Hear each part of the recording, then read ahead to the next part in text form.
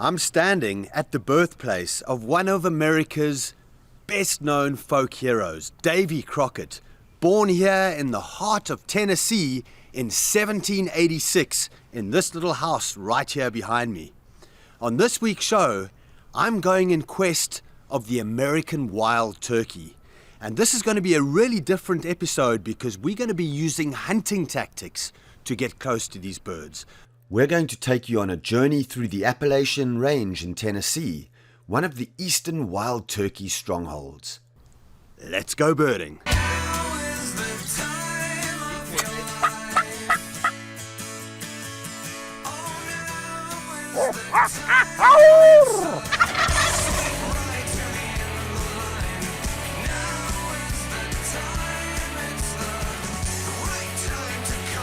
They will hurt you.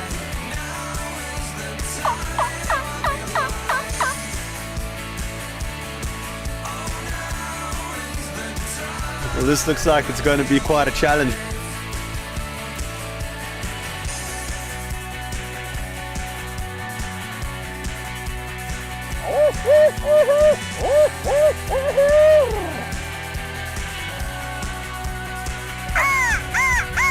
That's plain nuts.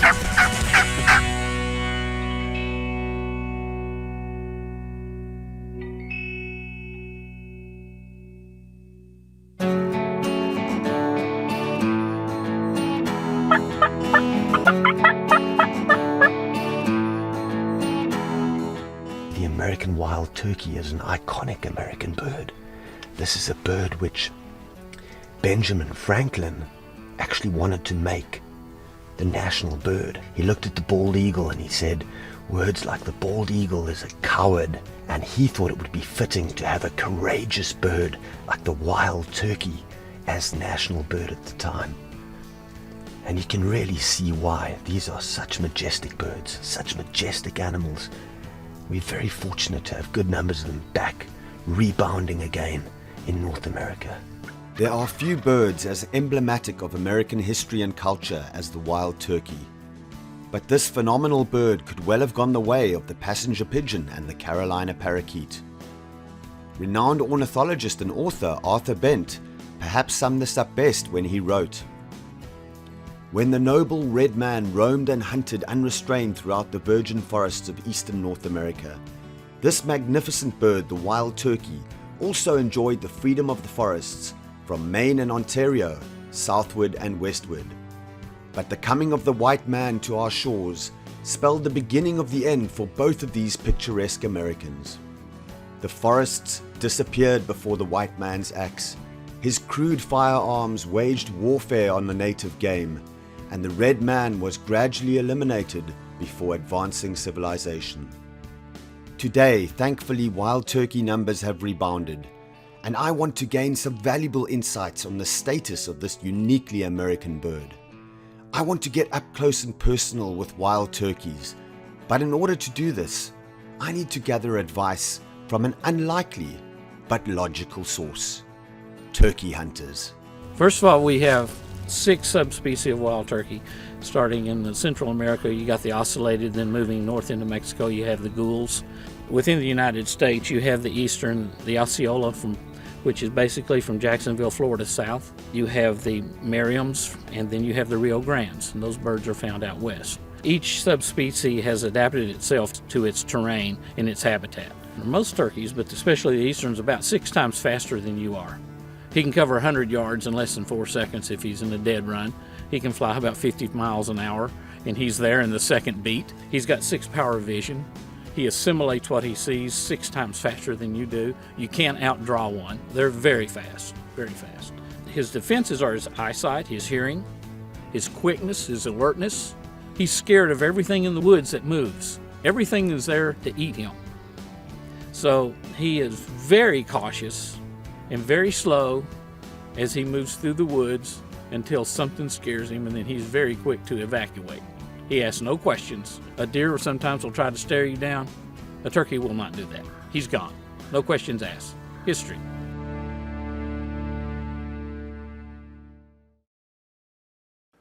This Birding Adventures episode is powered by Nikon, the world leader in optics since 1917. and sponsored in part by the National Wild Turkey Federation. So what we're doing here is Tony is showing me how we're going to set up the decoys in the best position. We're probably going to have one hen, maybe two hens, and then we're going to have a jake, and these are going to lure the turkeys in. So my best position is going to be get my leafy suit on, get my concealment wear, and then to position myself probably something like this, right? Where we've got a hen there, got the jake here, and hopefully he's going to go brush up against the hen like you said. Yes.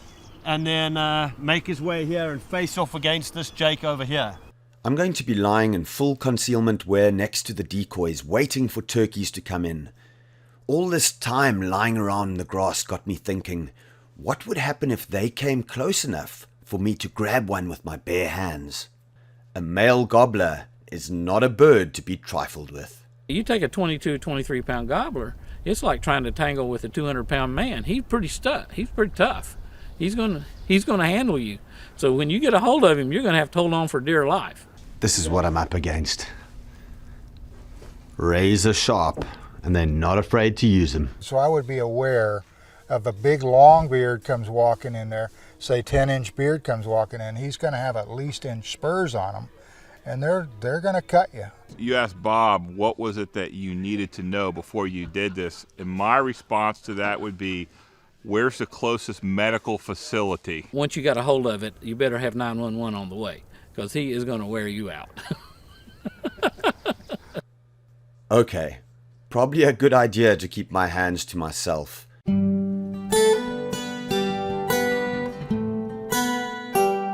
It's early morning in northeastern Tennessee, and we're in the Appalachian Mountains, and we're going out this morning trying to get to grips with some of these eastern wild turkeys that live around here, and hopefully we're going to have some luck getting up close and personal with the eastern wild turkey.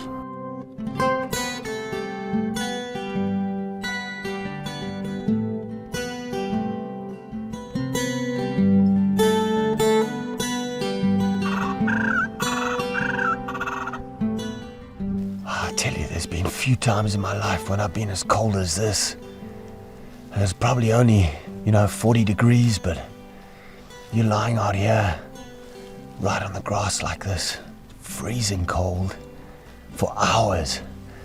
And after about 2 hours, I guess, we had a whole group come in. They didn't come into the jake decoy, but we had a hen come right within 5 feet of me, right to this decoy over here. And she came and she looked at that decoy. She kind of almost like pecked at it. She made a little motion at it. And then she kind of stuck her head through. She was looking at what I was. And she was looking right in my eyes. Right straight in my eyes. That was pretty neat to see. But the best thing about this morning was being able to just show how incredible this concealment gear is. I mean, turkeys have such great senses. So to be able to get so close to these turkeys was just a phenomenal experience. But the high point was seeing a very, very rare white hen. So this is a leucistic bird. That is super, super rare to see. So absolutely amazing to be out here in the middle of these foothills of the Appalachian Mountains and just have turkeys all around you here lying in the grass. It was cold, but it was way worth it.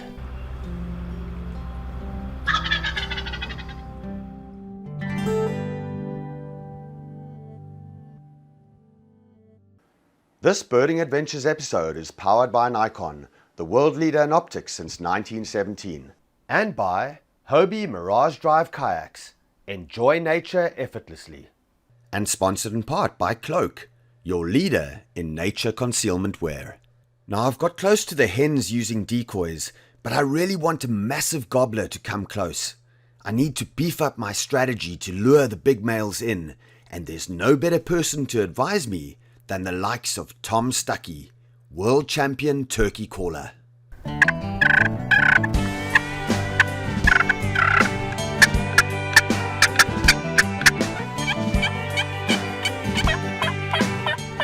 turkeys have different sounds: yelp, cluck, purr, gobble.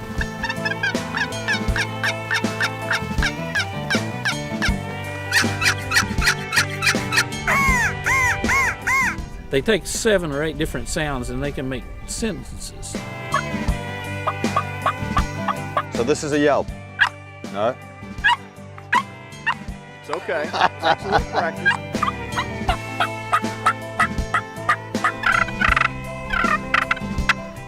Turkeys have a language, and everything that a turkey says means something.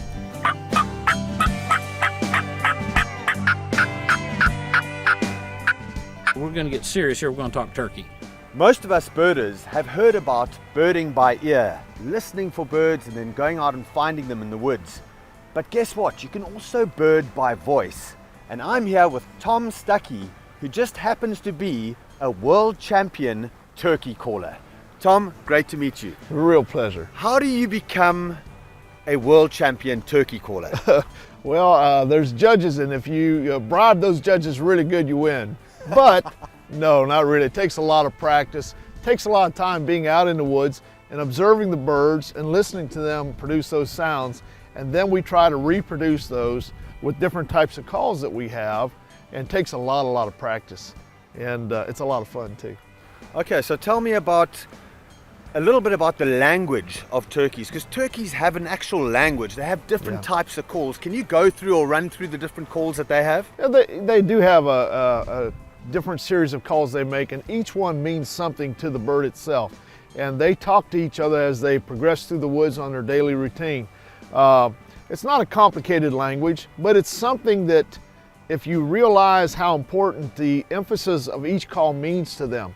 The same sound of might be a soft call that they do with very feeding and walking through the woods, but that same sound with a little more urgency could be an alarm call to watch out. There's a predator in the area, could be a hawk, an eagle, or something coming after them.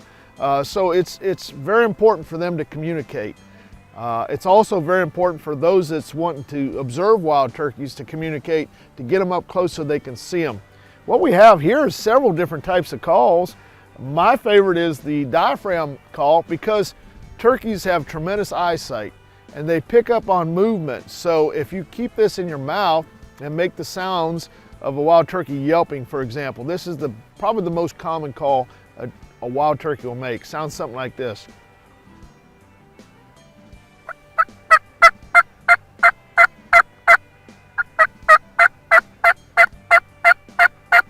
It takes very little movement because it's in your mouth. But you know, you can do that with this type of call. This is called a box call.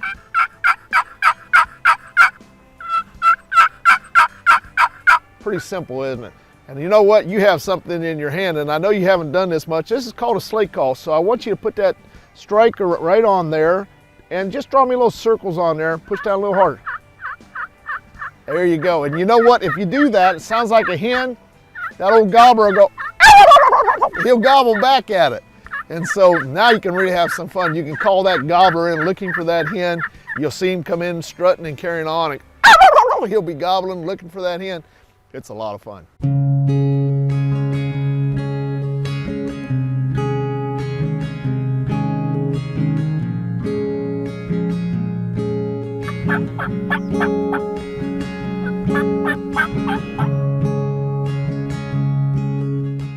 It's time to put my newly gained turkey call knowledge to the test. Along with my concealment wear and the decoys, I hope to lure in some gobblers with the only turkey call I'm able to master, the scratch call. That's me lying in the grass as the turkeys approach the decoys. I've got to be really careful when I make the call, so as not to let them see me move an inch. This is the critical time. I have my GoPro camera running to record their approach.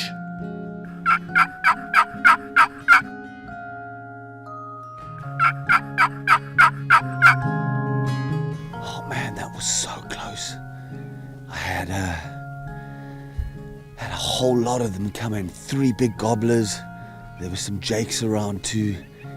One gobbler gobbled right over my head. I mean, they were literally feet from me. Our closest bet was really this morning, man. We had them right around me. Just beautiful out here. We've got all these dogwood trees in flower with their white blooms and these red bud trees with their beautiful purple flowers around us in the forest. And we're just on a freshly mown field here, which is a game field just on the outskirts of the woods. And there's turkeys everywhere, but boy, trying to get them to come in, that's a different story.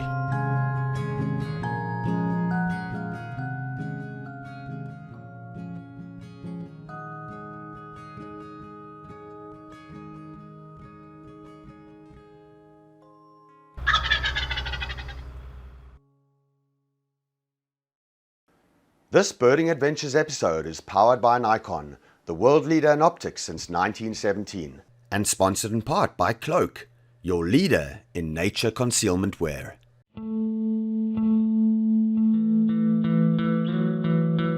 My experiences being within feet of wild turkeys have been nothing short of exhilarating. Now I want to take a step back and view them from a distance as they come into roost. A time when wild turkeys are at their most weary. We've got all three of these gobblers running down the hill, long beards, and they've just flown up into the trees now to roost. This is where they'll spend the night, far away from predators.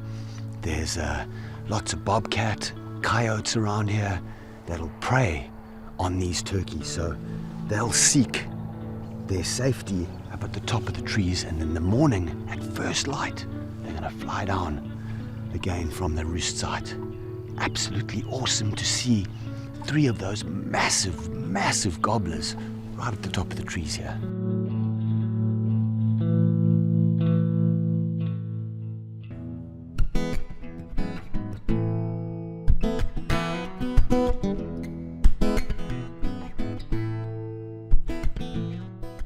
Unfortunately, in recent years, wild turkeys have again experienced a decline off their most recent historic highs, and the primary cause of this is habitat loss. Currently, wild turkeys are declining in many states, from Pennsylvania and New York in the east to Texas and South Dakota further west. Recent scientific studies show that we lose 6,000 acres of wildlife habitat every day. That's an area the size of Yellowstone National Park every year. These frightening trends can be reversed through proper management of our fields and forests, and by supporting conservation organizations like the National Wild Turkey Federation. NWTF started in 1973. There was about 1.7 million turkeys in 1973, and now there's about 7 million turkeys. So the NWTF has done their job in the catch and release and reintroducing turkeys where they were basically lost. And now we've got flourishing numbers of turkeys. We all live under the same roof. And whatever you do for wild turkey will help a redbird or a bluebird or a sparrow or a crow or deer or any other wildlife. So, there again, the habitat is there not just for the wild turkey, but it's for all wildlife. And that is the side benefit to what we do.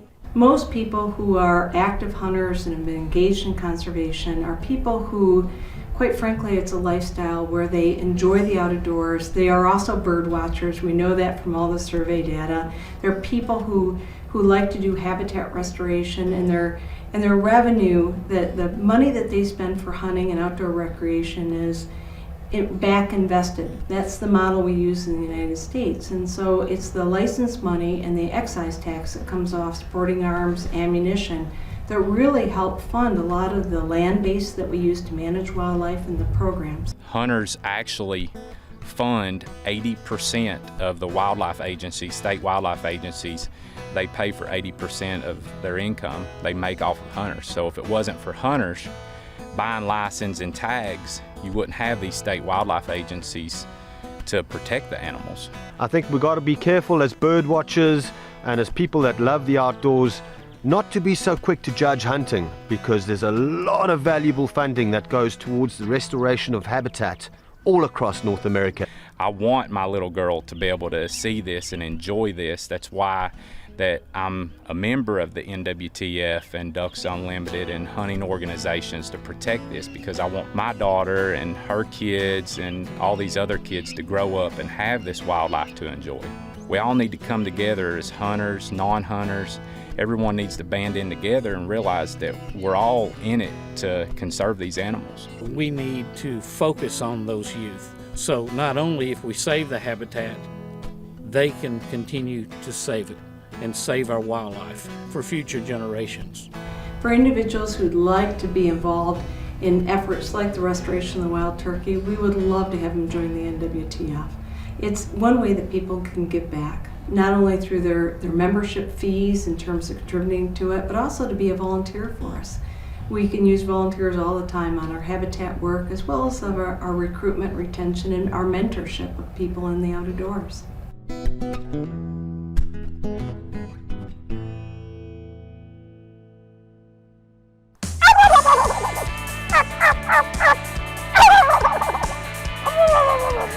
There you go.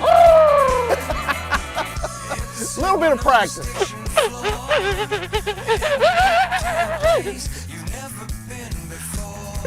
That's close. Don't throw up on me now. We're okay.